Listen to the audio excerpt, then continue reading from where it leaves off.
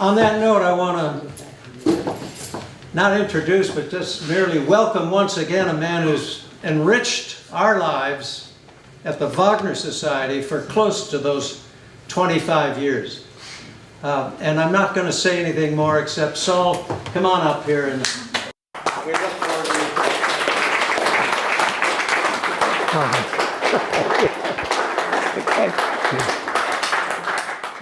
Hello, everyone. I hope you can hear me. My voice is about 15 years older than Jim's voice, but I'll do my best. I think it's been 24 years for me presenting things to the Wagner Society, and there were maybe 2 or 3 repeats in those 24 years. When I did a disaster, I had to repeat it, sometime later. And so maybe I should have done more repeats, but this is the way it's been. And but there's been nothing I've presented, anything like I'm going to be presenting this evening. But I would like to mention a few things before I start. One of which is Betty Byrne always kept a seat for me. I'd always be an empty seat, and I just so miss seeing her here tonight. All those years when I would come as a guest, as you are this evening, to listen to someone else, there would always be a seat that Betty Byrne would have for me. And as you know, my closeness to this society is both in terms of the music we love and the loving friendships that are created because of it. I really thank you all for that. All right. Well, this talk, Wagner and the dance. Wagner spoke early in his career in the Artwork of the Future. That was 1849. He wrote about what he called the 3 sister arts. And he listed them as dance. I'm going to get just his order. Dance, music, and poetry. Of course, he began with poetry, put music to it, and you might say, well, where is the dance? What weak sister, the forgotten member of that family. It does exist in his music, and especially in the earlier works, which were linked with Paris in one fashion or another. Like Rienzi was, even though it didn't premiere in Paris, he wrote it with Paris in mind, and Tannhäuser also. And the thing is that they expected in Paris that it would always be a ballet. And they wanted it in the second act because they didn't want to come to the first act if they didn't have to. They wanted to come to see their girls up on stage dancing. And so this was the situation as to how Paris enjoyed dance, and that insisted on it in opera. And Wagner, even in the earliest dance music that he wrote, wanted that dance to have some relationship to the opera. And so we find that in the opera Rienzi. The opera Rienzi has a 40-minute ballet in it. Nobody hears this. It's never produced with that ballet in it. The opera is long enough as it is without it. The ballet, 40 minutes long, might be the single largest ballet sequence in all of opera. Who not? Who else except Wagner would have the largest of whatever in all of opera? And it's there in this work. Now, the interesting thing is that there's, in this music that nobody knows, there's some pretty good music. So we're going to start off just listening to some of it. It's filled with redundancies, lots of repeats, But there is within it, you can see a composer, however much he might have been pandering to the ballet, taste, he at the same time was a composer. And so we're going to listen first to an andante, which is, but truly it feels like It's like the introduction of a symphony. In fact, one could think of the whole 40 minutes as a symphony that Wagner wrote, but to be danced to. Here are a few excerpts from here's the opening introduction to that music. Here we're just going to listen to music, later we'll watch them.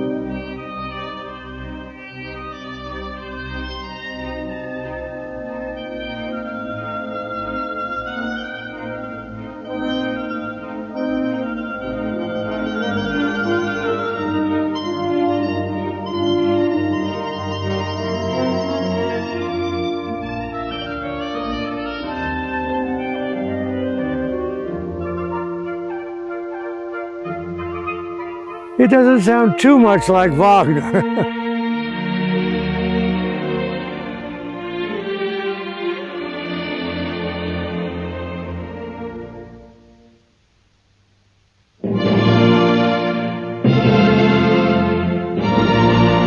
Well, this is all introductory music, and then it goes into an allegro and Sabina. If you can just flip right into our next one.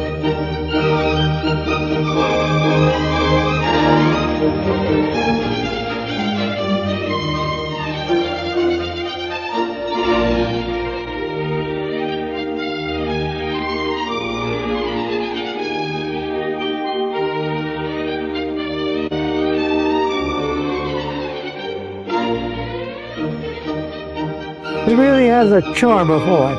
It really has about it the charm of French ballet. And, if you were riding in your car and you turn on the radio and this music was playing, how many of you would have guessed it was by Wagner? I wouldn't have. I mean, I would now because I know it. But it's so different from the style, which, of course, is what we know of his mature music. Boy, now, here comes a section which would have been a scherzo movement in a symphony, if he were writing a symphony.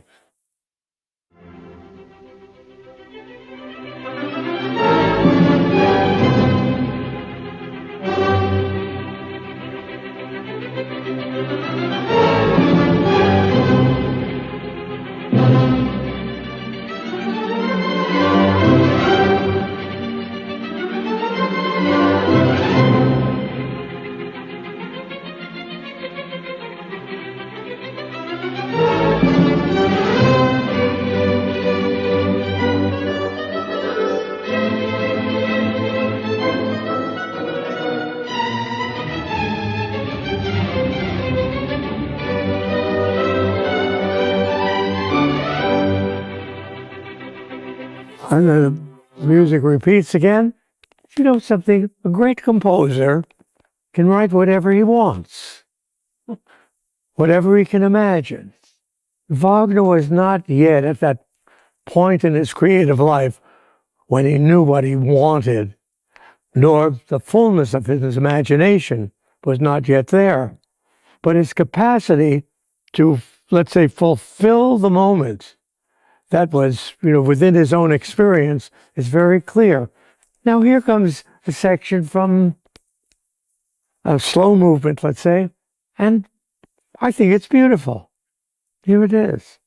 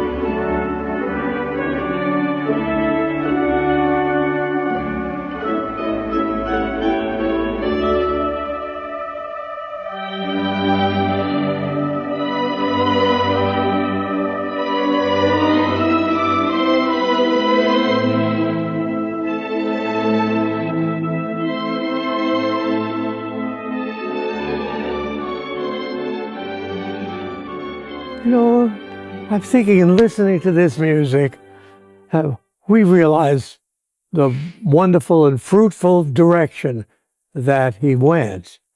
But there was a youthful grace in this music that was an earlier part of his life.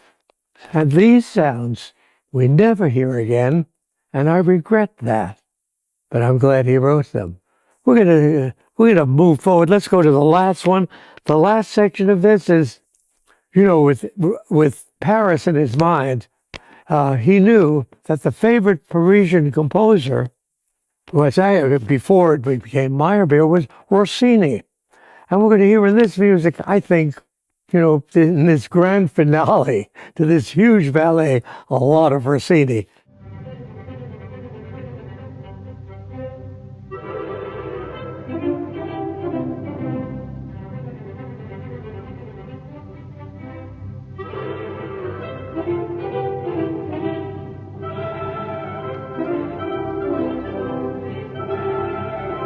Rossini was the master of the crescendo.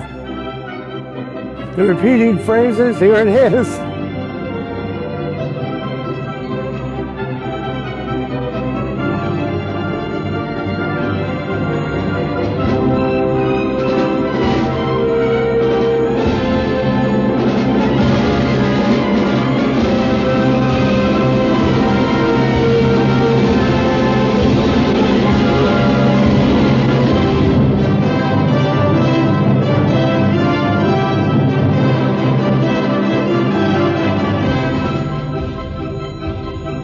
Comes another one of those short phrases repeating over and over.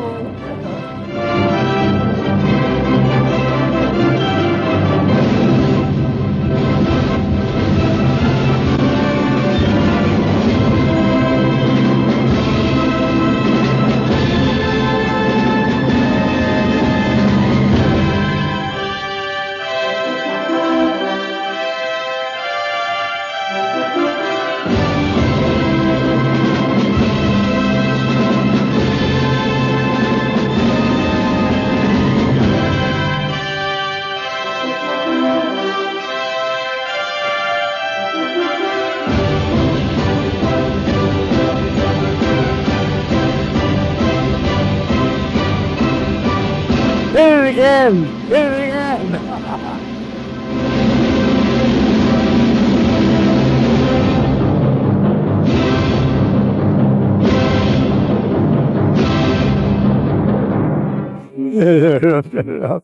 Well, there's a lot of claptrap in there, but it's fun.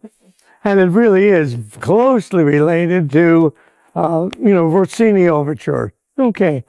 Now, you never hear this music, and for the most part, therefore, there's no way you could ever see it being danced to. But I found some places where they dance to it. And so we're going to now move literally to those excerpts which are of dance. By the way, and I think you realize already, I couldn't do anything here without Sabrina over there. I'm so glad you're there.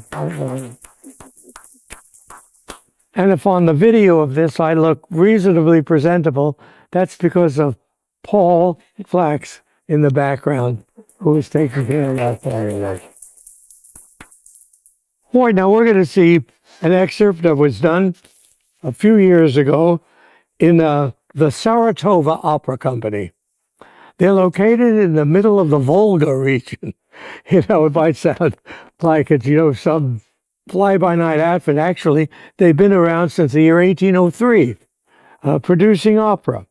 And we're going to see how he uses ballet to connect in some fashion or other with the opera around it, even though it's there in the right place as entertainment for Rienzi, and his entourage. But the ballet they're doing is called The Rape of Lucretia. And the story, as some of us know, is of this wife of a Roman nobleman who is raped by one of the soldiers, and the revolt that it causes because of this atrocious act is one in which overthrows nobility and establishes a tribune, a plebeian government, and that in its basic outline, not the sexual part of it, but the political part of it, is the story of Rienzi. And so he uses that in the midst of his opera, so that it's not just what the French liked in the second act, though it takes place in the second act. It's not just that, but also some relationship to the story itself. So we're going to see a short excerpt from the Saratova Opera Ballet, depicted this scene depicting the rape of Lucretia.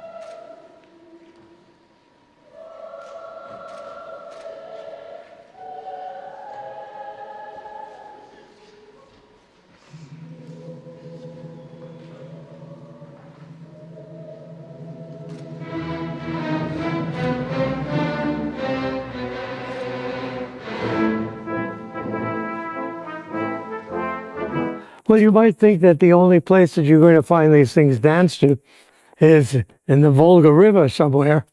But actually, in 1998, the Vienna Staatsoper produced Rienzi with at least some of the dance. Nobody does the 40 minutes.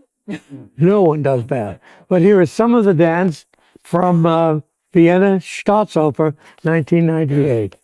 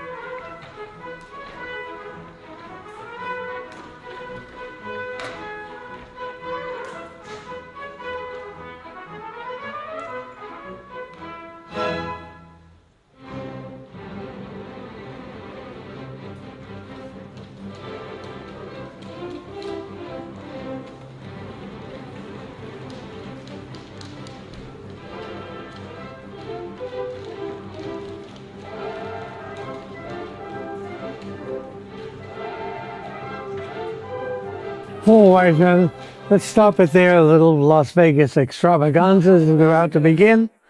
You know, Wagner was really of conflicting thoughts about dance.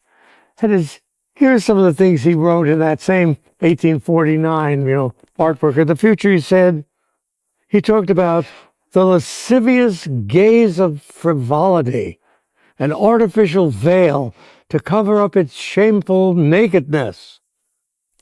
O splendid art of dance!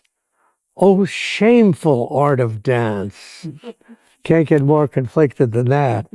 So one wonders what he might have thought of this from 1970s in Bayreuth, this particular staging of the end of the overture of Tannhäuser going into the Venusberg music.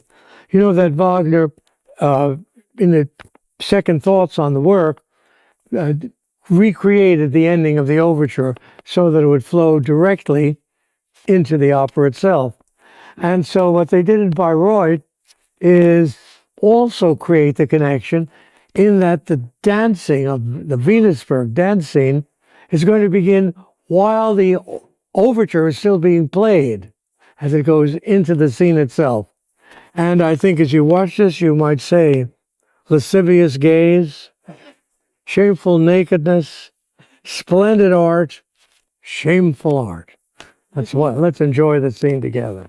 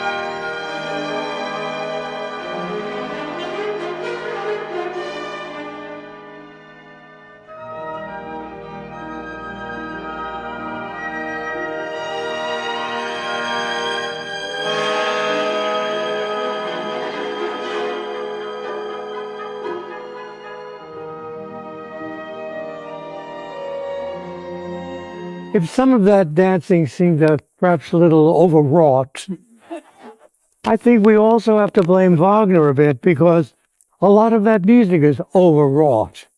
That is, it's what he wrote not in the first version of Tannhäuser, but 15 years later for the production in Paris of 1861, I think it was.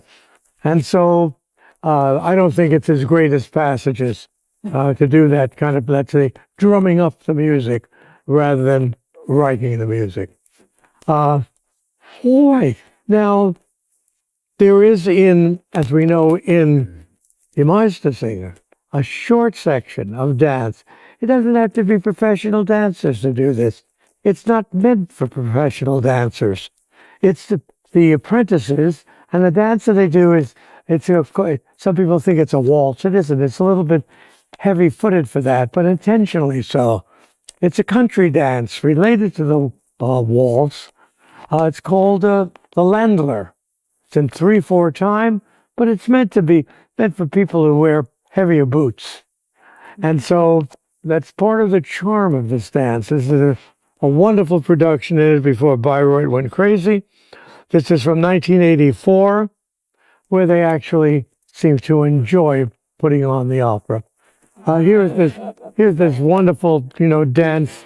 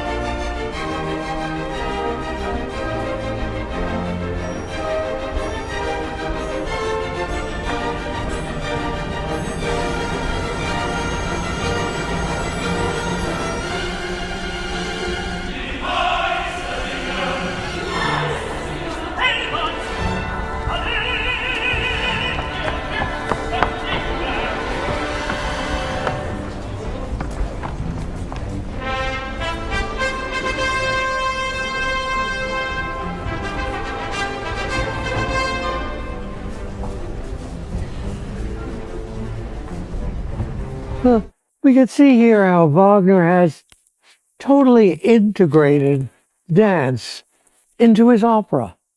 How far this is from even the attempts in Rienzi to find some relevance between one story and another story, the clear ballet music that he wrote for the Venusberg scene, and here instead we find an element of dance just so perfectly part of the overall theater that Wagner created. Now, with Parsifal, the Flower Maidens, no dance is indicated, but dance can be interpreted as part of the scene, that not just women singing, but also women dancing as well. And I don't know if in the original production it was done that way or not, but I'm sure that Wagner imagined the potential for this, to have the music sung and danced. Here is a section of it from the production of 1981 in Bayreuth, and this is in fact a waltz. That is, the music that they sing to is a waltz. Why not dance a waltz? Here it is.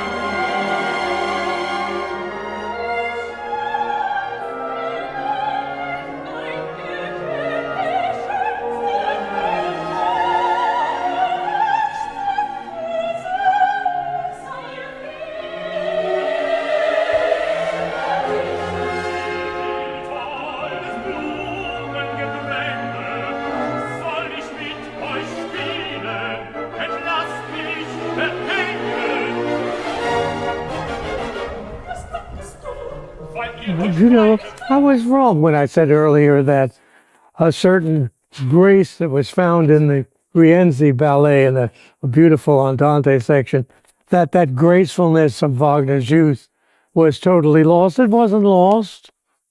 Here in his last work, he must have been remembering his own youth and writing something as beautiful and graceful as this. Now, up until this point, everything we've listened to has been music which Wagner intended to be danced to. We're going to move away from that. Now, let's look at contemporary choreographers who are inspired by his music and just imagine dance because of it where Wagner never intended it to be. Here is the prelude to the third act of Lohengrin, but it's going to be danced. A dancer's name is Olga Rodriguez, and she danced in the style of Isadora Duncan, who at the turn of the century, created a kind of free-spirited, flowing quality to dance and loved doing Wagner. This was one of Isadora's dances now being done by Rodriguez.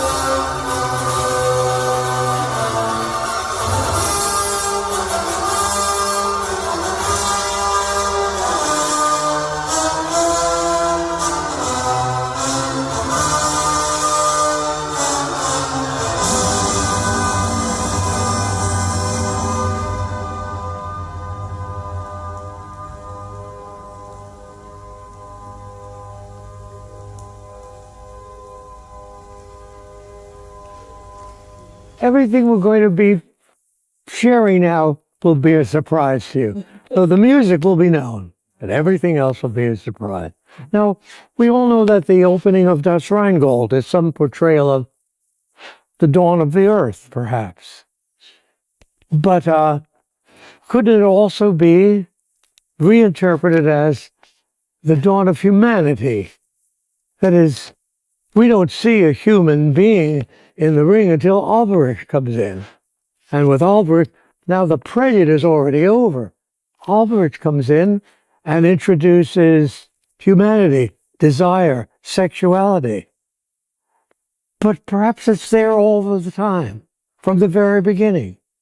Here is the opera in Munich, interpreting the prelude to Das Rheingold as if it is the awakening of sexuality in man.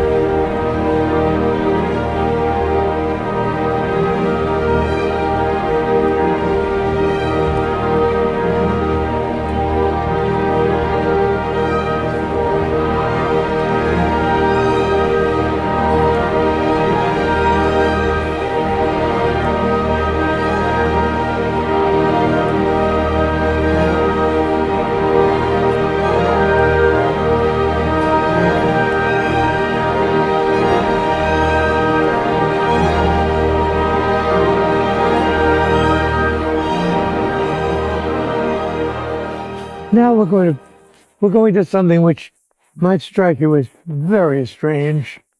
That is, it is a choreographer who uses music of Wagner, but totally unrelated to anything in the stories of the opera. The name of the choreographer is Alain Patel, and his work is called Chœur, which can be spelled two ways, meaning choirs, but also hearts. And what we have is that Patel was both a choreographer, but also a physical therapist who worked with physically, mentally disabled children and adults. And what he does is create in a long work, which this is, the music which he feels, this wonderful thing that we know music can do. We know it can heal the spirit. Here it is being used to heal people. And so the moments will look awkward to you, movements will look awkward to you, but you understand that's the reason it will be there. And we're going to watch two excerpts of this. The first one will be for the prelude to the third act of Die Meistersinger. And it will be self-explanatory as to what these dancers represent.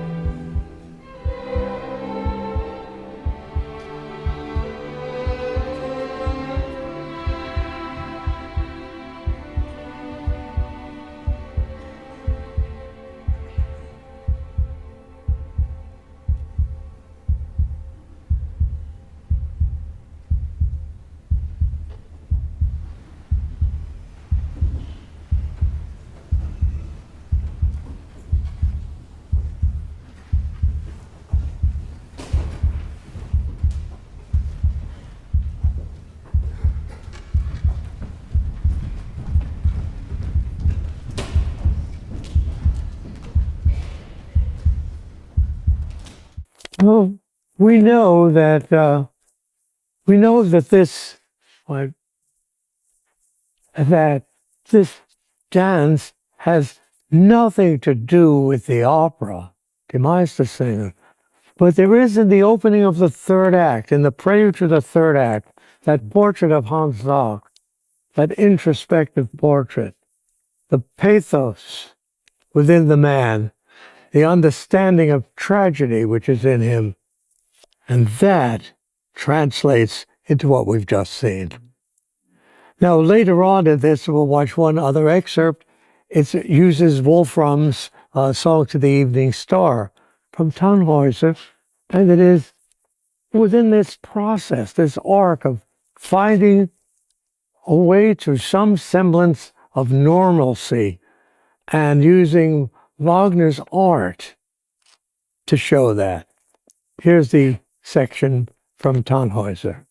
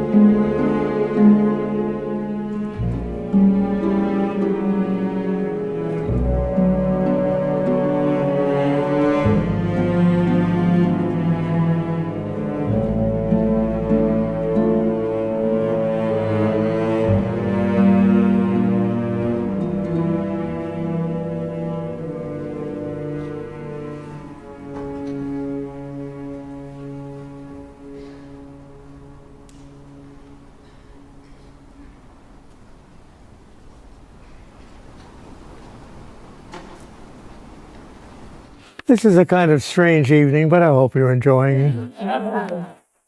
You know, a photographer named James Bort got together with a choreographer who was named Giorgio Mancini and dancers from the Paris Opera, and looked at two different sections of Tristan und Isolde, love and death. Liebestod, love and death, and created this dance out of those two sections. Here is the first section called Liebesnacht.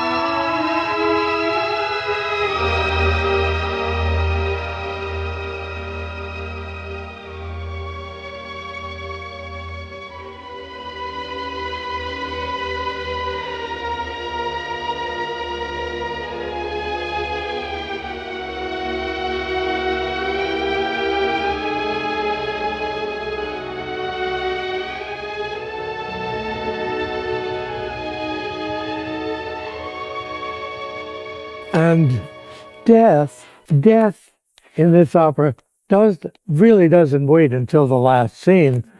That at the opening of the last act is the premonition of death right from the start.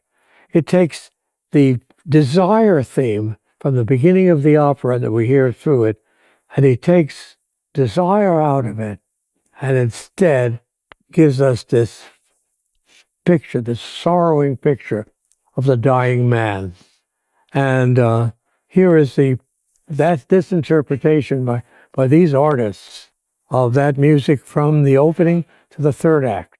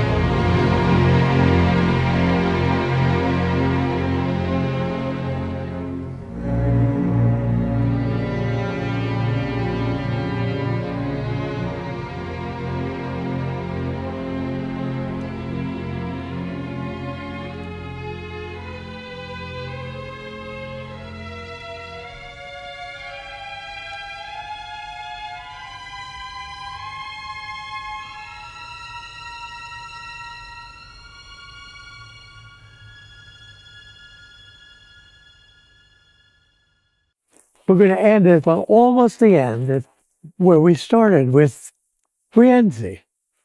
But a very different look at the possibility of dance in Rienzi. Here's 45 seconds of it from the overture.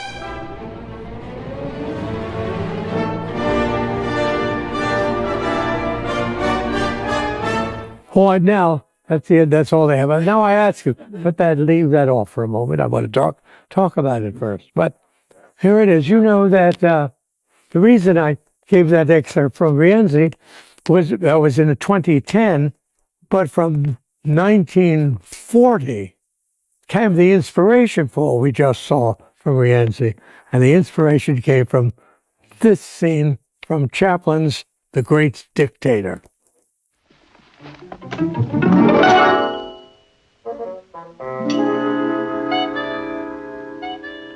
Yes, dictator of the world. We'll start with the invasion of Austerlitz. After that, we won't have to fight, we can bluff. Nation after nation will capitulate. Within 2 years, the world will be under your thumb. Leave me. I want to be alone.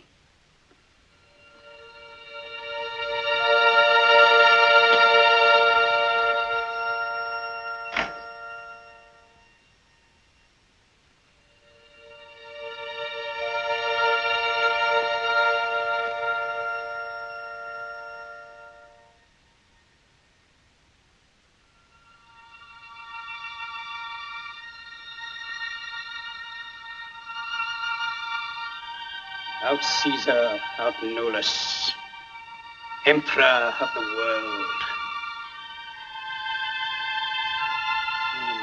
My word.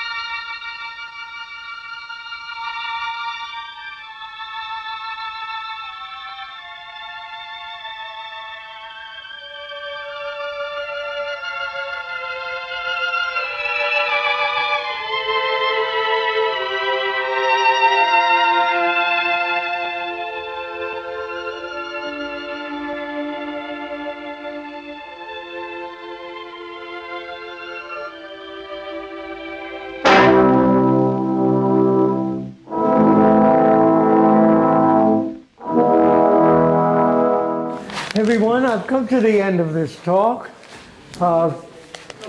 Wagner and the dance, and I hope you found it enjoyable. It's been a thrill to present it, but imagine what a thrill it was finding all of this stuff and putting it together. That's where it was. Thank you.